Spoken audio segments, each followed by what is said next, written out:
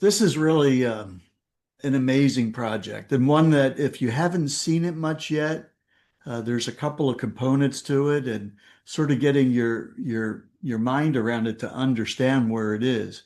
But as Chuck said, a lot of people just out of sight, out of mind. You're taking the time to put that stuff in the recycling bin and hopefully it gets to where it needs to go, but you're going to see where it kind of is. But anyway, so let's go ahead and start off this presentation. But the message on this first slide basically is the bigger the problem, the bigger the reward. And this is a big problem. So let's take a look at this short piece here on plastic waste, just to kind of set the stage for what's really happening. Plastics are treated as a product that miraculously appears from nowhere and it goes to nowhere. It starts when the oil and the gas leave the wellhead, and it keeps on being a problem at every stage along the way. Why is it that we're seeing so much more plastics entering the environment? This is the story of plastics.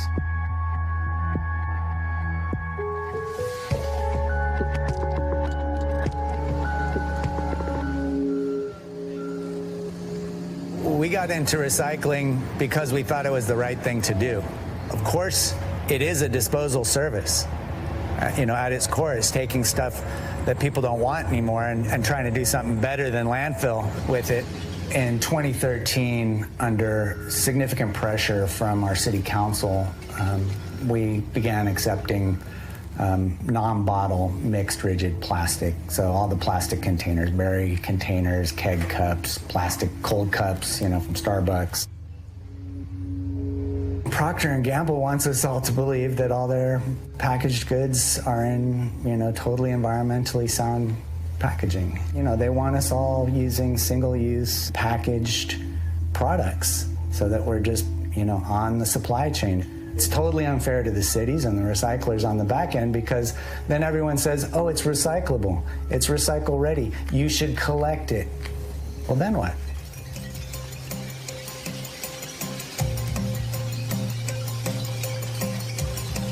The United States was shipping over 50% of its plastics and its papers to China. The situation was very similar in Europe. We were just shipping it all to China.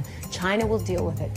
And we built up these big recycling programs, and everything was about recycle. Recycle, recycle, recycle is the solution to everything because we had China there. So China's just said, you know what? We're sick of being a dumping ground, and we don't want this stuff introduced into our country. I see the China thing as a reckoning, because it's all been this false market where we've just been shipping stuff to China. This is, in my 25-year career, this is the biggest recycling crisis globally that we have ever seen. At the same time, the tons are going up and up and up. The price is going down and down and down and down to the point where now it's costing us $50 a ton to get rid of. If you think we're just going to take it from China and ship it to Thailand or Indonesia or Vietnam, where's it going to go? When the government shut down the recycling center, most people shift to more remote or hidden villages or other countries.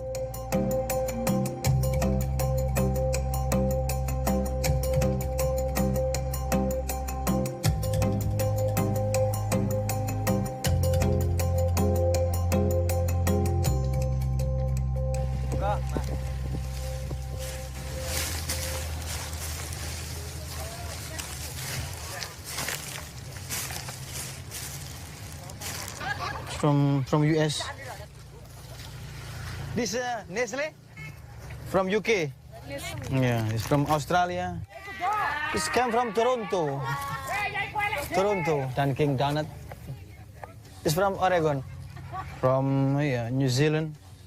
Tivana.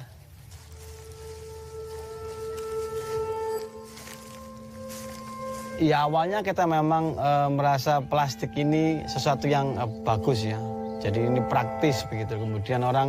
Tapi kemudian terakhir kita bisa melihat bagaimana plastik itu berubah menjadi sebuah bencana bagi kita karena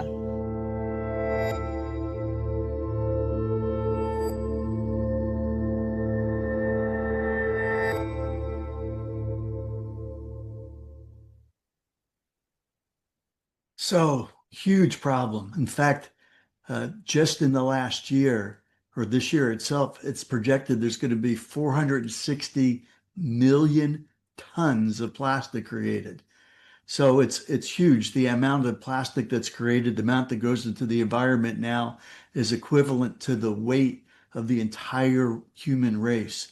If they were all to be weighed, that's how much plastic we're putting into the environment right now. So, and the crazy thing is worldwide, only 9% of all the plastic going in the environment is being recycled.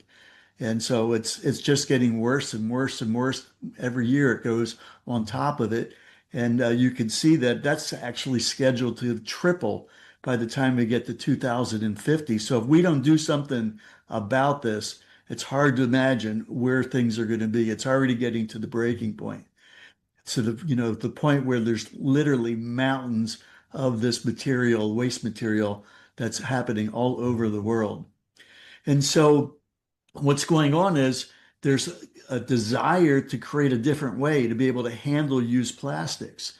And so with only 9% recycled globally, the idea is how can the world improve that rate while supporting a more circular economy for plastics? Circular meaning the plastics are created, they're recycled, they're used to make new plastics, and that process continues on.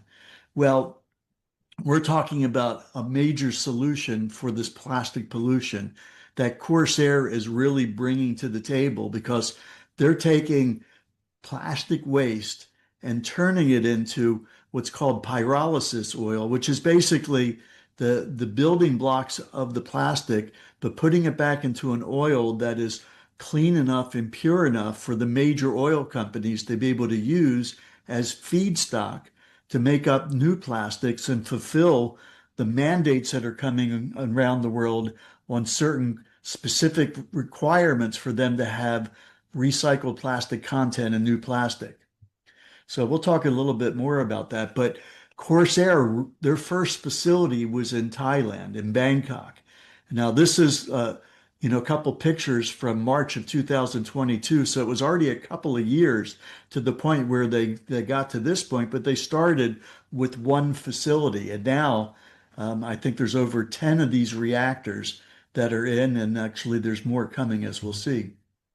So it was in June 1st of 2023 was the first time they shipped this pyrolysis oil internationally. It went from Bangkok to Singapore to a major oil company to use it as feedstock in new plastic. So for the first 3 years, it got them to the point where now they had something that was being purchased for recycled content in plastics.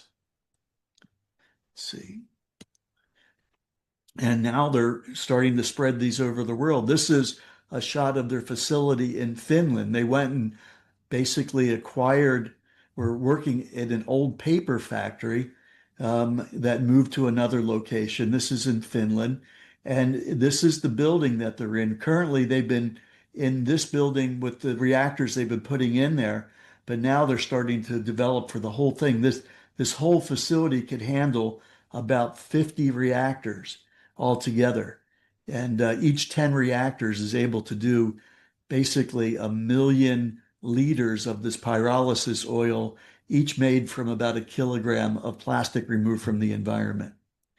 And this is kind of where things are going. In one part, they've got reactors already in, but you can see that long portion. It just kind of goes on forever. That's where they'll probably have another 30, 40 of these reactors going in. And then in September of 2024, after working with Shell for 18 months to fine tune the process to get that process to the point where it met their requirements. In fact, they said it was the best quality pyrolysis oil they've ever seen. And the decision was, we'll buy every drop that you guys are able to produce from your Thailand and Finland facilities. They'd like to buy it from everywhere, but specifically the contract was put together for the two. These were the ones that were in operation and providing that.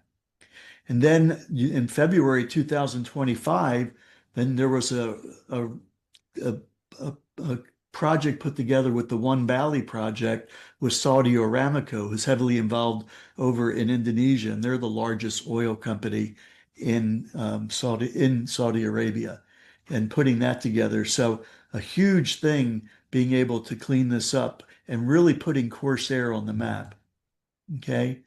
And so there was a major European tour that happened late spring, early summer. And at the end of it, they shared a little bit about what they announced during that. And they announced that there's 31 additional projects that are in the process of getting put together right now. Each one of these has 10 of those reactors in it. So they got Croatia, Indonesia, Laos, Sri Lanka, Chile, this one place in UAE, Colombia, the United States, and Canada. So in some of these places, like the US, there's multiple of these projects, 31 of them altogether, as they're spread out around the world. And really, this is just the beginning. It's really getting an amazing amount of wind in their sails because companies, governments, people from all around the world are coming to Corsair in order to help make this thing happen in a better way because they really are the leaders in being able to perfect this process. And they can have every drop of oil that they produce purchased by a group of international companies that are in the petroleum business and the plastic business. This is just recent from just last week, 3 more of those reactors going into the facility in Thailand. And you could see when I showed this slide here, let me just, oh, forget it. I don't want to go through all that. But that one about the one from Shell, you saw kind of an image of like what it would look like with about 30 of those reactors in Thailand. Okay. And of course, as Chuck said, Rick is over in Thailand, had an opportunity to visit the facility in Bangkok.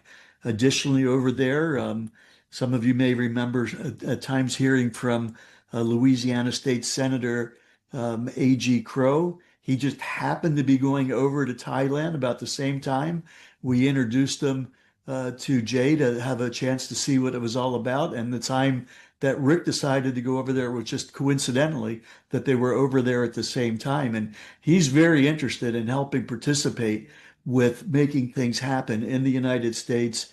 He'd like to start like a model showcase type facility in Louisiana and to make it cookie cutted for the rest of the country. But Corsair wants to have at least 2 of these facilities in every state. And the idea is they're not like mega plants where you got to ship stuff from, long distances to get to them. They like to put these right next to landfills and places like that. And a lot of the municipalities are really happy to provide that land next to a landfill as they basically handle turning all that waste or quite a bit of it into pyrolysis oil. So it's a real win-win situation.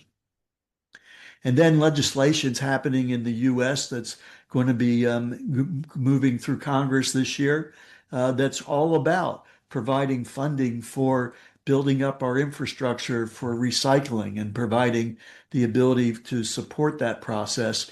Most of the funding will be for actually developing some of these locations and some on the educational side. And so Corsair has been focused on not just building this facility in Bangkok and turning it into this pyrolysis oil to be used for recycled material by the companies, but they have been heavily involved in making a big impact in the communities where they're at. And as you see, when you find that there's basically a networking arm of that, that's been really impactful for people going out there and really educating people and businesses. And so there's lots of things going on with big companies that are happening. And to the point now where there's quite a number of companies with mainly in Southeast Asia and in Thailand, but big companies like Lexus and Ford and big companies like that, Marriott Courtyard, where they are now collecting the plastic, especially the worst kind of plastic, the stuff that never gets processed, that ends up in the landfills. That's the part that these guys are really able to to turn into this pyrolysis oil. And so they got collection centers in all these different places where they go and they pick up the plastic. And so basically, Corsair was one of the first companies in Southeast Asia to basically get this certification where they're able to provide this pyrolysis oil that needs to have this certification. And then the companies are able to buy it and use it as feedstock on new plastic. And so it's becoming required by law that it has different percentages of recycled plastic. The EU was the first place, the European Union, where they're now requiring 30% recycled plastic in that for any company that's selling into the EU, whether it's manufactured in the EU or manufactured in the States or wherever. And what's going to be happening is if they don't have that required 30%, then they're going to have to pay a penalty, but they can use what's now called plastic credits to offset that, kind of the way the process was done in carbon credits, but that was put together basically at the high government level, big companies, big government, and that sort of thing. But this is something that actually we can all participate in at an individual level and make a huge impact and also get richly rewarded in the process. So besides the fact that they take a kilogram of plastic and turn it into a liter of this oil that every drop they make gets sold to the oil companies, at the same time that process is done, after they create it, that basically also are creating 10 of these CRS 25 tokens that basically is designed and auditable and on the blockchain to serve as one of the most transparent and very precise mechanisms for plastic credits. It carries all the information required for the companies to know that where it was collected, where it was turned into oil, and all the other facts, permanent record, easily able to access from the blockchain. And so companies are literally, even in places where it's not yet mandatory, many companies are actually acquiring enough plastic credits to offset their plastic footprint for a year. In this case, these companies were doing it for 2025 and able to have that plastic neutral logo on their product, which gives them a nice marketing edge. But very, very quickly, as over the next probably 10 months, the next year and a half or so, you're going to see a lot of countries start to, mandate this. There's 175 countries that have signed on to providing the mechanism to require that the companies that are basically polluting, they're using plastic in their packaging, whether it's a yogurt container, whether it's a bottle of water, or whatever it is for consumer consumption, that they have to offset that plastic by using recycled content. So this is in the EU. The requirements to do it went into play in January, February of 2025. And then besides that, there's a whole site focused on companies that are getting sued related to false claims of recycled plastic. I guess what they call greenwashing, where in this case, Clorox and Glad, the division of Clorox, they were saying that they were using, recycled ocean plastic on their products. And they did actually have recycled plastic, but it was from 50 miles inland. It wasn't coming out of the ocean. And that made a huge difference. And they were sued for over $5 million by Australia. So it's really a big deal. It's a big problem. Corsair has really stepped up to the plate to be able to provide that process. And this is the part that's so extraordinary is besides this massive industrial concept they put together, they've always had a direct marketing arm of Corsair, and it's called Amplivo. And this is the mechanism that Corsair essentially makes these plastic credits available, and it's only available through people involved in Amplivo, whether they're they're becoming customers of of the Amplivo affiliates, or Amplivo affiliates take those those plastic credits through that ERC-20 smart contract proof of work and sell it on the open exchange, and then the companies can buy it from there, one place or the other. But with Amplivo, people are getting them at a reduced price. So let's just take a look a little bit about that. So it provides those CSR 25 credits through its associates, and at the same time doing amazing things for the planet, and also organizing various different community projects around it in different parts of the world. And so the opportunity is basically what Amplivo affiliates do is they have access to purchase what's called plastic neutral packages, which are basically a purchase order for specific quantities in kilograms of plastic to be taken out of the environment, converted into this pyrolysis oil so it can make up feedstock needed for recycled material, and creating these CSR credits in the process of doing it. And the amazing thing about Amplivo is it's really designed to be able to, for everybody around the world essentially to participate in, much like we talk about with Ihub, where we designed it, where coming out of the pandemic, people that were really financially very devastated, they would be able to get into a business and build their way into cash flow. It's the same way here with Amplivo. The only requirement to earn commissions in the company is a once a year €10 business license. That's about $12 US that they get. They don't even have to purchase packages themselves in order to make it through the entire comp plan.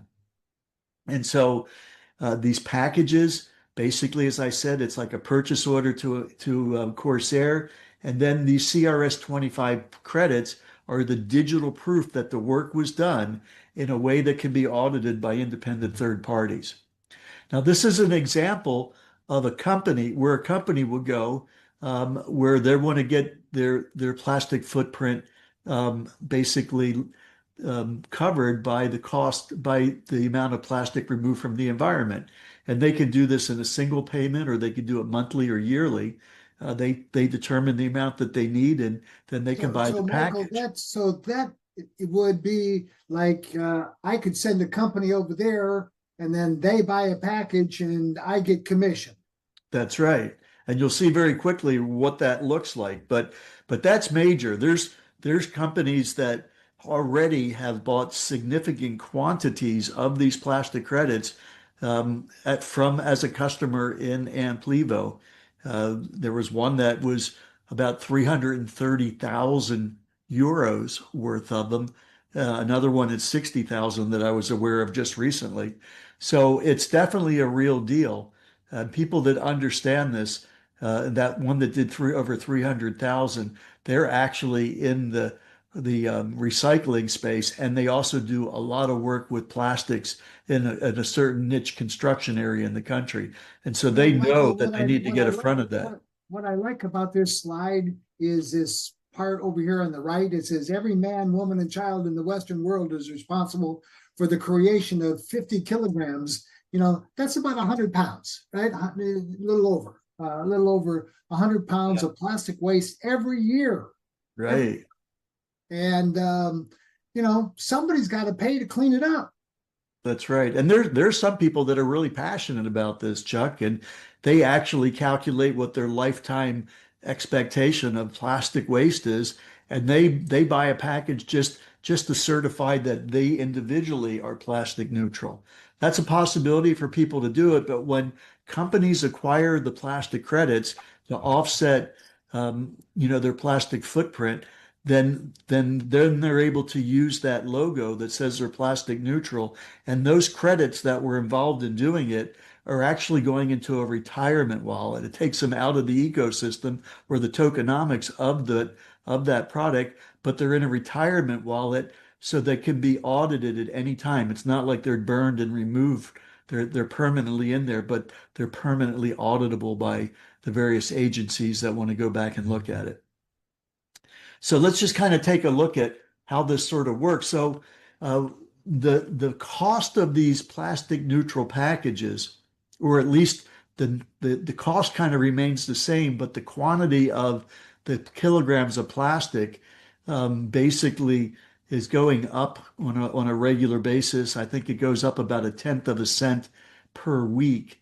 So right now it's 39 cents per kilogram. That would generate 10 of these these CSR 25 tokens.